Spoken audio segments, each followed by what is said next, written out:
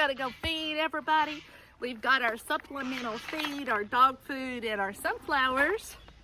We have our compost that we add to our compost bucket every day to help make the soil. We're gonna go check on all the bees and the pollinators and the poultry and everything that makes the world go round. Ain't it a good day? Yeah!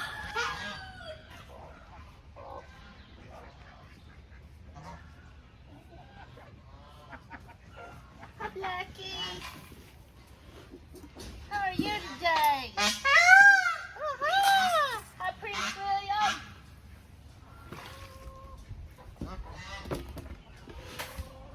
Enjoy.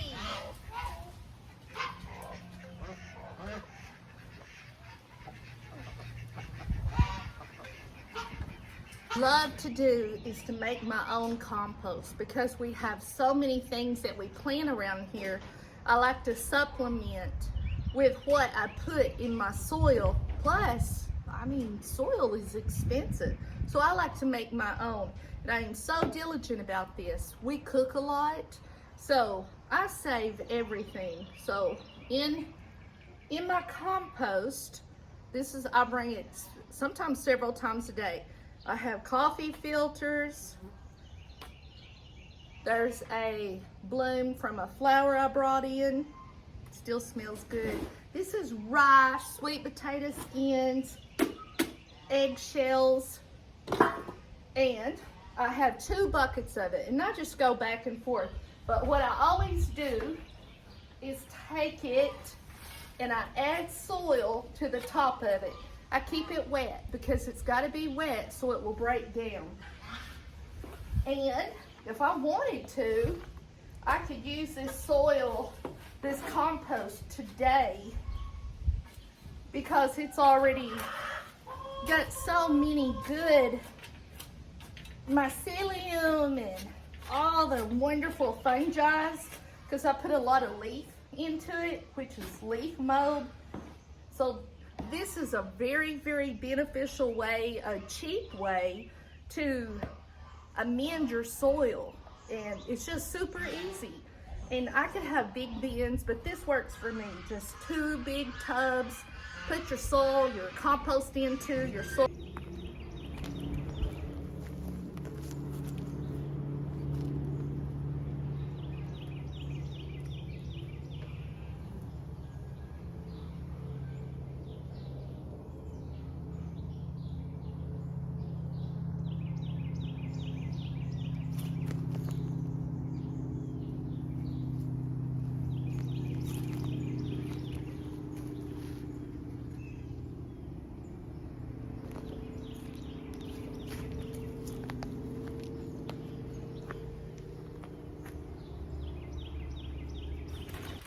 Now we're at one of our bluebird feeders right here.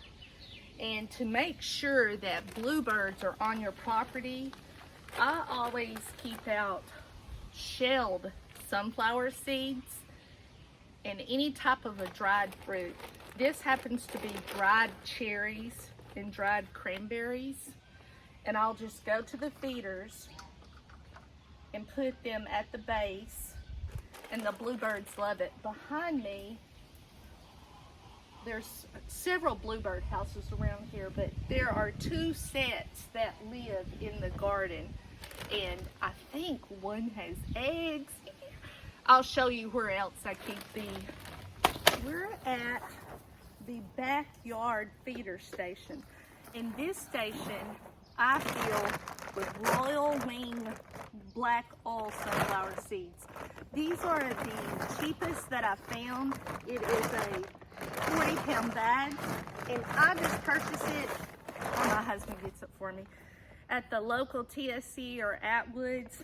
I fill these about every 4 days. It just depends. Squirrels do get up here, but I don't care. But the importance of the birds for me is because they will eat the insects that I don't want. This year we have not had a mosquito problem, and we normally have. But I have seen Oreos, Red Wing Oreos, the yellow ones, so many cardinals. I see a bird flying over right there. But it is very important for my husband and I to keep our bird feeders filled. It is by our garden and by our berry patch and our muscadines, but we don't have a problem. They just don't bother us. Oh, and another thing, a good pro tip for aging, because I go a lot on this property taking care of things, but when I want to haul things like this 40 pounds of sunflower seeds, I just purchased this little, it's a Keeter, it's a little rolly cart. I think you could probably get them anywhere. I've had this one for many years and I got it from Sam's. But as an aging gardener or someone that takes care, like we do, of a wildlife habitat, this is really, really beneficial. Come on, little bird.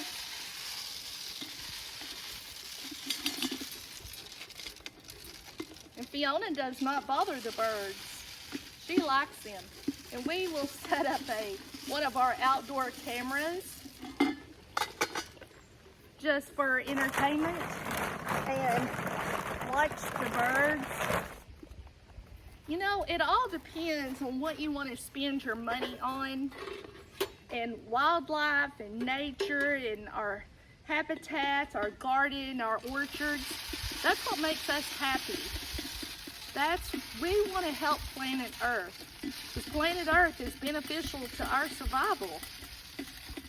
So we want to do everything that we possibly can to take care of this wonderful creation that we are blessed to take care of.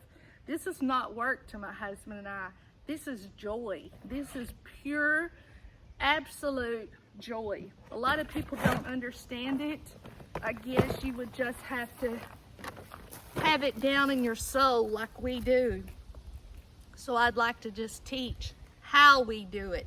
How do we do it in this age, and how do we take care of everything? But the birds, number one, we wouldn't have anything without our beneficial insects, without our bees, all of our pollinators. There was a blue jay flew by. So that's one of the first things that I take care of, is I take care of all the birds and growing all the pollinators. We're gonna go to the front.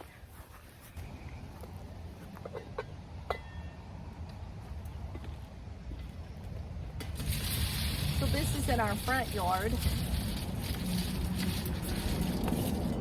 I do actually have bluebirds that come to this feeder. Maybe because it's in the front. I don't know.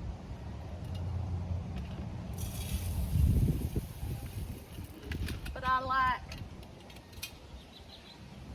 to add the dried fruit, the dried cherries, the dried cranberries. Look, I eat these. Good enough for me, they're good enough for our birds, our bluebirds. So I will put the dried fruit at the bottom. Ooh, those are good. Oh my, those are amazing.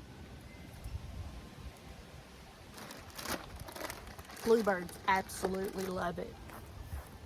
We'll just do a little farmhouse front yard tour. How about that? These are my drifts. There's some sage. This is butterfly milkweed. I planted that from seed. I have Asiatic lilies. These are more Asiatic lilies on the side. Those are beautiful when they bloom. I have in the back Laura petalum, and then the white drift. Blue salvia. I love blue salvia. Artemisia right there. And then the petunias. Now this year I did something different. I normally will come in here at the beginning of spring and weed everything, but I decided to just leave these little cracks alone because I figured some seeds would be coming up, and they did. Those are the vincas from last year that reseeded. That's a sedum. This is an allium. This is a Spanish lavender. The Texas heat, it does really well here. But now I cover it in the winter time if it's cold. That's a rosemary, more blue salvia. Those are alliums about to bloom. Elephant ears. There's some Asiatic lilies. There's our front entry. Okay. Little drift. These are lilies. I pulled almost all of them out and put them in the orchard. So when I see them coming up, I will dig them up and put them in the orchard. Some more Artemisia, some lavender right there. Bees love lavender. There's a little baby lavender underneath there. Asiatic lilies. They're mixed in. They pop up through here. And I just swing when I'm resting. This is a popcorn drift. Now, I've got so much major work to do there. I've got to take all of those lilies out. I don't want them there. This is a verbena and some Asiatic lilies. More Artemisia. There's vinca. This was a popcorn, but the popcorn was close to the loropetalum. So what it did is it took on the color of the loropetalum. I think it's beautiful. Asiatic lily. There's some more of the vinca coming up from seed. Drift. This is Shasta daisy. More of the vinca coming up. Popcorn drift. Loropetalum. That is a climbing rose bush right there. Where's my finger? Right there. Oh, it's called American Dream. I'm telling you, I love it. Shasta daisy. Spanish lavender, which does good here in Zone B in the state of Texas, Northeast Texas. That's just a little bitty tiny drift right there that I just stuck in the ground. And this is our front. I planted a Dogo flowering crabapple right there. There are my purple, they were shoots from my purple leaf plum tree that did not fruit. I planted them in 2016 and I keep them pruned up because I love the look of the bark, and they put off the most amazing plums, and I make plum jelly every year. Planted that little pine tree when it was just a teeny baby. Now look how tall it is. Thank you for being here with me at August Creek Farmhouse. The farmhouse is Fiona. Thank you for being here with Fiona and I both. The farmhouse is our shelter, but really August Creek Farmhouse is all about the outside. It's about planet Earth. It's about the bees, the beneficial pollinators. It is about the birds.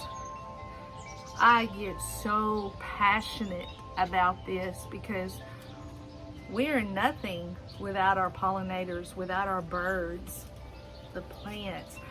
Everything works together so synergistically. It is mind-boggling and unfathomable. It's just a lot to take in, and I want to be a part of helping Earth and showing friends like you how easy it is to just put out a bird feeder, a little dish of sugar water, a little hummingbird feeder, Or even if you don't do that, that's fine too. But just to acknowledge the creation that we live in, just to acknowledge that it's like a circular society. It's like we get to live with all of these plants, with all of these trees, with all of the pollinators and the wildlife. It's overwhelming when you think about it. I just pray that I gave you one little tidbit, even if it's just that you saw my joy, if you see my joy, even if it's just to inspire you, just to do something out of your box, just to do something for nature, or just to take a little bit of my joy. Here, I want to share it with you all. You all are amazing. I am nothing without you. Let me sip my electrolytes. It's still a little warm out here. But if you weren't here, I couldn't do this. I couldn't do this dream of making this YouTube channel. I am beyond grateful that I live in such a time as this. What a great time to be alive. As I sit here and talk to you, I see all this wildlife just going everywhere, and it is amazing. It's so creative. So get out there, create, inspire, live your life to the fullest. I'm Charla at August Creek Farmhouse. Like, if you want, subscribe. I would love it. Leave a comment. Tell me what you do to help with nature or the wildlife, or if you just want a little bit of my joy. I love you. Now when I say that, that's what I mean. You guys have a blessed day. August Creek Farmhouse, where everyone is welcome. Bye guys. Mwah.